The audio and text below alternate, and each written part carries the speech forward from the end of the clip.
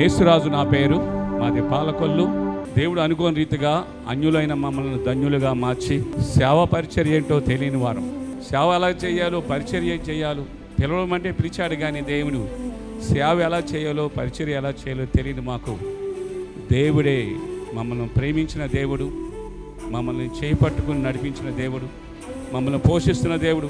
ఈరోజు నేను ఈ విధంగా ఈ పరిచర్యలో కొనసాగించడానికి ప్రభు ఇచ్చిన ధన్యత కేవలము ఈ దహించాగ్ని మీద, తల్లి డాడీ గారి మీద, మమ్మీ గారు ఉన్న అభిషేకమే మనల్ని ఈ పరిచర్యలో ఎన్నో అద్భుతాలు, ఆశ్చర్యకార్యాలు, మహత్కార్యాలు చేసే దేవుడు. డాడీ గారు ఉన్న అభిషేకం మన మీదకి అది ప్రవహించి ఈ నెలంతా దేవుడి సేవలో బలంగా దేవుడే వాడుకుంటాడు. డాడీ గారు ఉన్న అభిషేకము అంత గొప్పది. కేవలము విశ్వాసముతోనే దేవుడు మనల్ని, మన కుటుంబాలని దేవుడు పోషిస్తున్నాడు.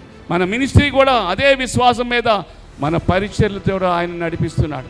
ఏమీ పైసా కూడా లేని మాకు దేవాది దేవుడు, మేము చేసే పరిచర్య 4 గుళ్ళ మధ్య దేవుని సేవ చేస్తున్నాం.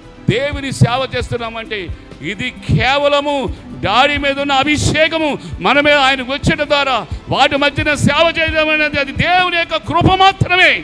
అలాంటి శక్తిమంతుడైన దేవుడు నీవు నేను కలిగి ఉన్నాము. కాబట్టి సేవకులు కూడుకుని మాత్రం ఎవరు మిస్ అవ్వద్దని ప్రభు పేరున మీకు మనవి చేస్తున్నా.